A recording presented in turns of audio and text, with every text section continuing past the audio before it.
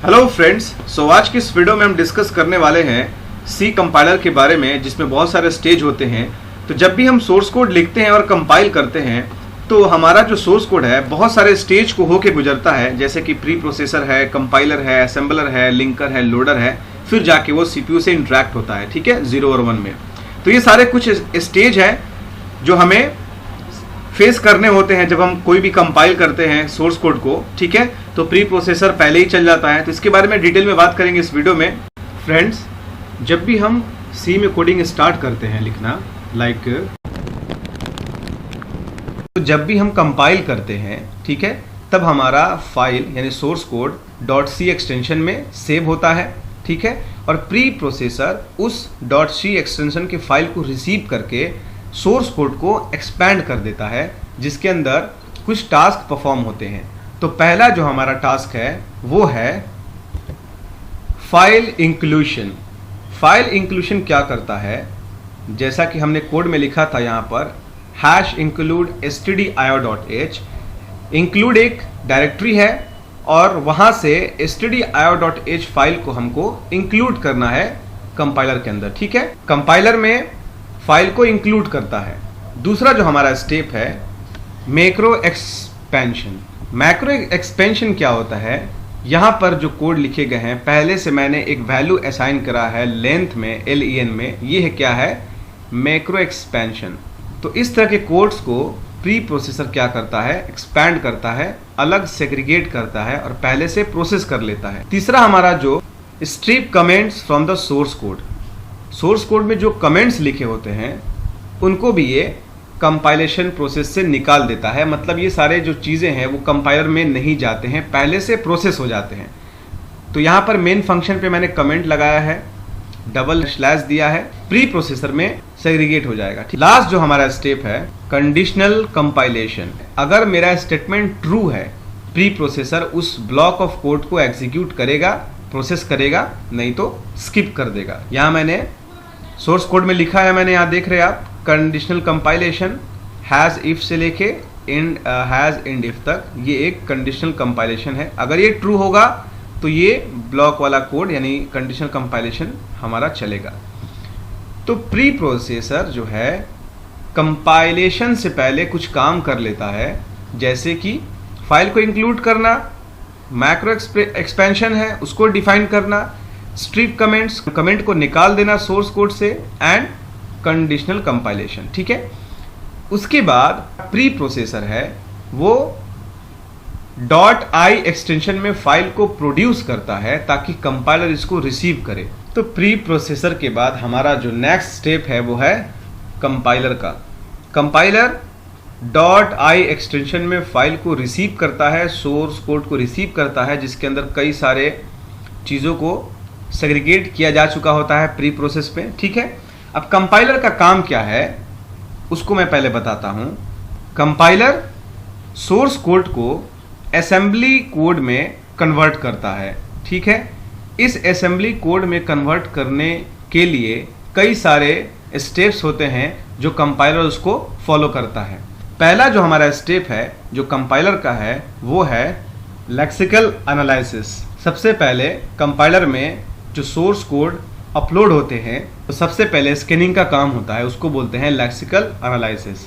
यहाँ पर क्या होता है, जितने भी सोर्स कोड में कीवर्ड्स हैं, आइडेंटिफायर है, स्पेशल कैरेक्टर है, इंटीजर्स है, या जो भी कोड्स हैं, ठीक है, उसको एक टोकन्स में ग्रुप कर देता है। ठीक है, यानी ग्रुपिंग होता है सोर्स कोड का। अगला हमारा जो स्टेप है वो है सिंटेक्स एनालिसिस।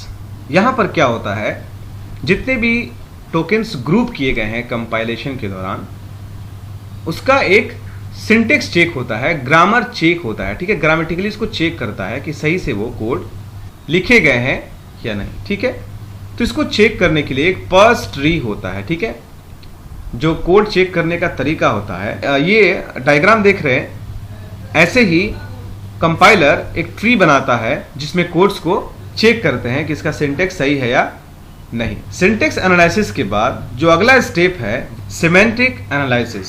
यहाँ पर सोर्स कोड के अंदर जो भी एरर्स हैं जिसको कंपाइलर समझ नहीं पा रहा है उसको वो क्या करता है, सेग्रीगेट करता है, अलग करता है सिमेंटिक्स एरर कोड के अंदर कितने हैं, कहाँ पर है। सिमेंटिक एनालिसिस के बाद इंटरमीडिएट कोड जनरेशन का काम शुरू होता है। ठीक है, यहाँ पर क्या होता है, जो सोर्स कोड होता है, इंटरमीडिएट कोड जनरेशन एक 3 एड्रेस कोड की मदद से ए जेनरिक असेंबली लैंग्वेज प्रोड्यूस करता है, मतलब जनरेट करता है, जो असेंबली लैंग्वेज की तरह दिखता है पर प्योर नहीं होता। यानी कि ये कोड इंटरमीडिएट होता है, बीच का होता है सोर्स कोड और असेंबली लैंग्वेज का, मिलता जुलता, ऑलमोस्ट 100% प्योर नहीं होता, लेकिन वो असेंबली कोड जैसा दिखता है। ठीक है, तो इंटरमीडिएट कोड जनरेट होने के बाद तो नेक्स्ट हमारा है intermediate code optimization. Intermediate code optimization के अंदर क्या होता है, कोड को कंप्रेस करके थोड़ा सा छोटा किया जाता है ताकि ये फास्ट वर्क करे, प्रोसेस जल्दी करे, ठीक है, और इफिशिएंट हो, इसलिए उसको और कंप्रेस करके हम कोड को थोड़ा कंसाइज करते हैं। नेक्स्ट हमारा है ऑब्जेक्ट कोड जनरेशन। ऊपर में हमने इंटरमीडिएट कोड जनरेशन में 3 एड्रेस कोड की मदद से हमने उसको कन्वर्ट किया था ए जेनरिक असेंबली लैंग्वेज में। ऑब्जेक्ट कोड जनरेशन में एक प्योर लैंग्वेज प्रोड्यूस होता है जो 100% प्योर होता है ऑब्जेक्ट कोड का। ठीक है, तो translate TSC codes into assembly 1। अब यहाँ क्या होता है, प्योर असेंबली लैंग्वेज कन्वर्ट हो जाता है। ठीक है, जिसमें सिलेक्शन ऑफ मेमोरी लोकेशन, कहाँ पर हमें मेमोरी देना है, ठीक है, उसका सिलेक्शन होता है।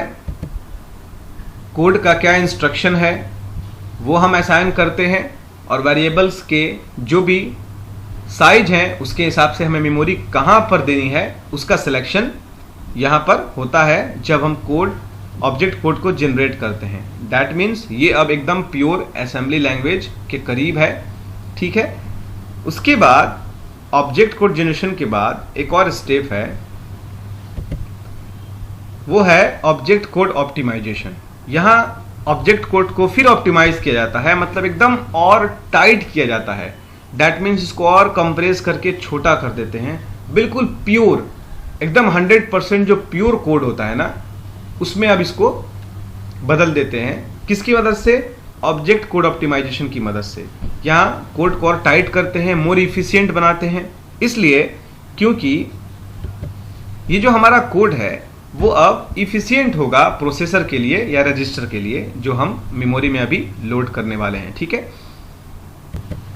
कह सकते हैं कि एक टारगेट कोड है जिसको मशीन अब समझने वाला है। ठीक है, तो ये करीब करीब उसके एकदम नियर रहता है और एकदम मतलब फाइनल स्टेप के लिए रेडी रहता है। ऐसा समझिए कि एकदम रेडी है सर्व करने के लिए। वही है ऑब्जेक्ट कोड ऑप्टिमाइजेशन में, एकदम प्योर कोड में ये आ जाता है। ठीक है, अब यहाँ कंपाइलर ये सारा काम करने के बाद फाइल को प्रोड्यूस करता है .s एक्सटेंशन में। ठीक है, जैसे यहाँ पे दिया हुआ है फाइल .s, ये प्रोड्यूस करेगा कंपाइलर। ये सारा काम करने के बाद lexical analysis, syntax analysis, semantic analysis जो भी है सब काम करने के बाद लास्ट में है ऑब्जेक्ट कोड ऑप्टिमाइजेशन। करने के बाद जब असेंबलर रिसीव करेगा उस फाइल को, तो उस फाइल का जो एक्सटेंशन होगा .s। अब असेंबलर का काम क्या है, ये ट्रांसलेट करता है इनटू मशीन कोड में, यानी कंपाइलर असेंबली लैंग्वेज में कन्वर्ट करके असेंबलर को दे देता है जो बहुत ही करीब रहता है ऑब्जेक्ट कोड के। ठीक है, अब असेंबलर उसको यूज करके क्या करेगा, 0 और 1 जो मशीन कोड होता है ना, जो मशीन समझता है, एक्चुअली वो इलेक्ट्रिकल इंपल्स है ऑन और ऑफ, असेंबलर क्या करेगा उसमें कन्वर्ट करेगा। ठीक है, अब असेंबलर के भी कुछ टास्क हैं, कुछ इसके भी वर्क्स हैं। तो पहला जो वर्क है असेंबलर का वो क्या है, ये क्या करता है, जिनको जिनको मेमोरी देने हैं ना, मतलब स्पेस देने हैं ना, असेंबलर क्या करता है उनको स्पेस प्रोवाइड करता है। वहां कंपाइलर में क्या होता था, सिलेक्शन होता था कि इसको देना है। ठीक है, कितना देना है असेंबलर क्या करेगा, डिसाइड करेगा कि इसको मेमोरी कहां पर देनी है, किस वेरिएबल को इंस्ट्रक्शन को स्पेस दे के हमें कोड को एग्जीक्यूट कराना है। ठीक है, पहला ये उसका टास्क है। असेंबलर के और भी टास्क हो सकते हैं, लेकिन ये पहला उसका टास्क है। दूसरा जो इसका टास्क है असेंबलर का वो ये है, एक लिस्ट तैयार करता है उन चीज़ों का जो अनरिजॉल्व हुए हैं कंपाइलेशन के दौरान, मतलब उनका कहीं भी डिफिनेशन सोर्स कोड में नहीं था, ठीक है, उनका एक लिस्ट तैयार करता है। वो सोर्स कोड के पार्ट ज़रूर हैं, एरर फ्री हैं, सारे चेकअप के बाद वो आए हुए हैं असेंबलर के पास, लेकिन अभी भी अधूरे हैं। असेंबलर के लिए वो अधूरे हैं, कोई उनका मीनिंग, कोई माना नहीं है। एग्जाम्पल में प्रिंटएफ, ठीक है, प्रिंटएफ और स्कैनएफ ये सोर्स कोड का हिस्सा ज़रूर है, पर इसका कोई डेफिनेशन सोर्स कोड में नहीं है। ये आपको कहाँ मिलेगा? ये मिलेगा आपको लाइब्रेरी फाइल में। तो इन जैसे जितने भी सोर्स कोड हैं, कोड्स हैं, फंक्शन हैं, ये अनरिजॉल्व रेफरेंस इनको कहते हैं। असेंबलर इनका एक लिस्ट तैयार करता है, ठीक है। तो असेंबलर फाइनली क्या करता है, अपना टास्क कंप्लीट करने के बाद .o एक्सटेंशन में फाइल को प्रोड्यूस करता है। यहां देख रहे हैं आप .o एक्सटेंशन में, यानी कि ये ऑब्जेक्ट फाइल को प्रोड्यूस कर देता है सब काम करने के बाद। जब ऑब्जेक्ट फाइल प्रोड्यूस होता है असेंबलर से, तो लिंकर क्या करता है, उस ऑब्जेक्ट फाइल को रिसीव कर लेता है। यानी कि असेंबलर लिंकर को पास करता है कि मेरा काम हो गया, अब लिंकर की बारी है। लिंकर क्या करता है, उस ऑब्जेक्ट फाइल को रिसीव कर लेता है और उसके बाद जो उसका टास्क है वो है, लिंकर क्या करता है, सारे डेटा को कलेक्ट करता है, कंबाइंड करता है, उसको मेंटेन करता है, piece of code and data into single file. एक सिंगल फाइल के अंदर सारे डेटा को क्या करता है, मेंटेन करके रखता है एक सीक्वेंस में, एक मैनर में, जैसा उसको बताया गया करने के लिए, ठीक है। उसके बाद लिंकर सर्च करता है फाइल को, जितने भी लाइब्रेरीज फाइल हैं, ठीक है, जो एग्जीक्यूशन में जिसकी जरूरत पड़ सकती है, जैसे कि प्रिंटएफ, इसका डेफिनेशन एक लाइब्रेरी फाइल में है, वो है stdio.h। stdio.h एक लाइब्रेरी फाइल है जिसके अंदर प्रिंटएफ का डेफिनेशन है। तो अगर उससे लिंक नहीं होगा तो फिर प्रिंटएफ का मतलब क्या होगा प्रोग्राम में, कि हमें कौन सा टास्क करना है, प्रिंट करना है कि स्कैन करना है, कोड को लेना है कि प्रोड्यूस करना है कि ऐड करना है या सब्ट्रैक्ट करना है, ठीक है। तो एक लिंकअप क्रिएट करता है लाइब्रेरी फाइल से सोर्स कोड का, जहां पर उसको डेफिनेशन मिलता है, ठीक है। इसके अंदर और भी कुछ टास्क है, मैं आपको बता रहा हूं कौन कौन से हैं। Symbol resolution. सिंबल रिजोल्यूशन में क्या होता है कि हमें एक सिंबल क्रिएट करना है, पता लगाना है कि जहां पर जो लाइब्रेरी फाइल रखी गई है, जिसके अंदर प्रिंटएफ, स्कैनएफ के डेफिनेशंस हैं, उसको रिजॉल्व करना exe फाइल प्रोड्यूस होने से पहले, ठीक है। उसी को कहते हैं सिंबल रिजोल्यूशन। उसके बाद है रीलोकेशन, ये लिंकर के अंदर का पार्ट है। सिंबल रिजोल्यूशन लिंकर करता है। रीलोकेशन, इसमें क्या होता है, जब उसको डेफिनेशन पता चल जाए तो उसके बीच में एक लिंक क्रिएट करना। सिंबल रिजोल्यूशन पता करता है कहां पर है, रीलोकेशन उससे कनेक्शन क्रिएट करता है। जब भी हमारा प्रिंटएफ फंक्शन कॉल हो तो जो भी उसका डेफिनेशन है उससे एक लिंकअप होना चाहिए, तभी तो वो किसी मेथड को, स्टेटमेंट को प्रिंट कराएगा।